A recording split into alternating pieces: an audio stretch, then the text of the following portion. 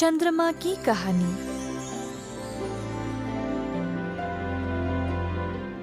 बहुत साल पहले रहता था चंद्रमा। चंद्रमा को लगता था कि संसार की सारी रोशनी केवल उसी में रहती थी और इस बात का उसको बहुत घमंड था। एक दिन पृथ्वी चंद्रमा के पास आया।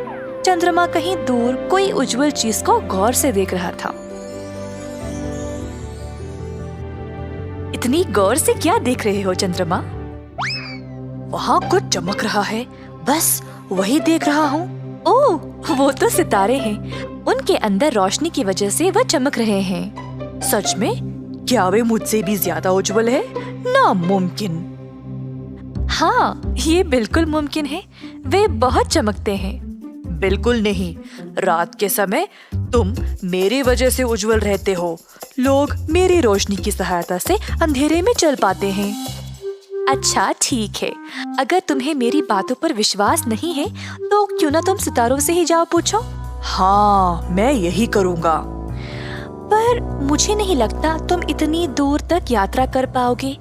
ये लाखों मील दूर रहते हैं और तुम इस अंतरिक्ष के माध्यम से वहाँ तक कभी नहीं पहुँच पाओगे। मुझे कोई फर्क नहीं पड़ता वे कितना दूर रहते हैं। मुझे बस ये साबित करना है कि मैं ही सबसे उज्जवल हूँ, ना कि कोई बेकार सितारे। चंद्रमा सितारों की ओर निकल पड़ा। वह चलता ही रहा, पर इतनी तेजी से जाने के बावजूद वो वहाँ तक पहुँच ही नहीं पाया। रास्ते में उसकी मुलाकात कई ग्राहों से हुई, जो उससे पूछे कि इतनी तेजी से वह कहाँ जा रहा है। हे चंद्रमा, कहाँ दौड़े जा रहे हो? सुना है कि कोई पुराना सितारा मुझसे ज्यादा उज्जवल है। मुझे पूरा यकीन है कि सबसे उज्जवल और चमकीला मैं ही हूँ। बस यही साबित करने जा रहा हूँ।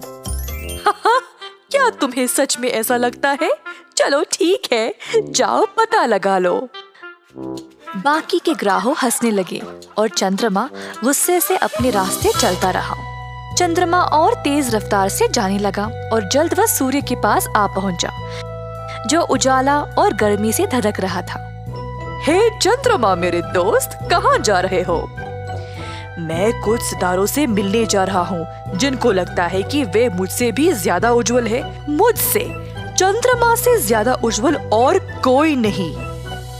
वैसे रोशनी तो तुम्हें मुझसे मिलती है। तुमको अपनी खुद की प्रकाश है ही नहीं। सितारों के पास तो खुद की रोशनी है, और हाँ, जितना तुम्हारा अंदाजा है उससे कई ज्यादा बड़े हैं सितारे। तुम मजाक कर रहे हो। मैं तुम्हें साबित करके रहूंगा कि मैं ही सबसे उज्जवल हूँ। अलविदा। जैसे चंद्रमा आगे जाता रहा, उसको कहीं दूर अब सितारे नजर आने लगे। हाहा, कितने छोटे हैं। जैसा मैंने सोचा था वैसे ही। बस अब इस बारे में सबको बताना पड़ेगा। चंद्रमा और तेज रफ्तार से चलने लगा और जब थोड़ा और पास पहुंचा तो उसको पसीना आने लगा और गर्मी भी बहुत ज्यादा बढ़ गई थी। जब तक चंद्रमा अपने मंजिल तक पहुंचा, वो बहुत ही ज्यादा थक गया था। उसके इर्द गिर्द सब उज्जवल था। चंद्रमा को विश्वास ही नहीं हुआ। अपनी नजरें ऊपर उठाया तो उसने एक महाकाय सितारे को देखा। वो इतना बड़ा था। हे भगवान, तुमसे कितनी तेज रोशनी आ रही है। मुझे विश्वास ही नहीं हो रहा। तुम कैसे इतने छोटे लगते हो दूर से, पर पास से इतने बड़े? हा, लगता है तुम्हें सितारों के बारे में कुछ नहीं पता। दूर से तो तुम केवल एक चिंगारी की तरह लगते हो, पर पास से तुम में आग की ज्वाला जलती है। अच्छा ठीक है, सुनो। हम सितारे हैं। हम अलग अलग आकार में आते हैं। हम रहते भी हैं अलग अलग स्थानों पर सूर्य की स्थिति के अनुसार। वाह, तुम सब बहुत अनोखे हो। तुम में इतनी चमक है।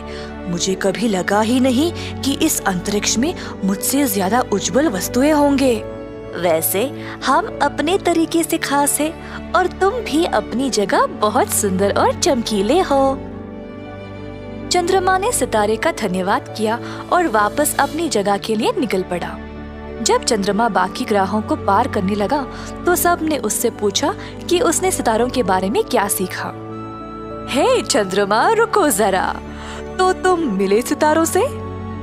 हाँ, मुझे तो लगा मैं ही सबसे उज्जवल हूँ, परंतु जब तक मैंने अपने आँखों से नहीं देखा मुझे विश्वास ही नहीं हुआ। मैंने ये सीखा कि तुम भी एक सितारे हो। ऐसा कहकर चंद्रमा अपने रास्ते चलता रहा, सितारों के बारे में सोचते हुए। रास्ते में ग्रहों से मुलाकात हुई, जिन्होंने पूछा, हे, कैसी थी तुम्हारी यात्रा? जब मैंने सितारों को इतनी चमक से चमकते हुए देखा तो मुझे एहसास हुआ कि केवल मैं महान नहीं हूँ, मेरे इर्द गिर्द कई आकाशीय पिंड है जो बहुत उज्जवल है। मुझे खुशी है कि तुमने ये सीखा, केवल तुम ही को इस बारे में जानकारी नहीं थी। कोई नहीं, अब तुम हमेशा चमकते रहना और खुश रहना। Bye bye. चंद्रमा आखिरकार अपनी जगह धरती के पास पहुंच गया। काफी थक गया था, लेकिन उसने उस दिन एक अच्छा पाठ पढ़ा। मेरे दोस्त, उम्मीद है तुम्हें अपने सवाल का जवाब मिल गया। ये याद रहे कि हमेशा दयालु रहना चाहिए। कभी भी इस बात का घमंड नहीं होना चाहिए कि हम ही सबसे अच्छे हैं।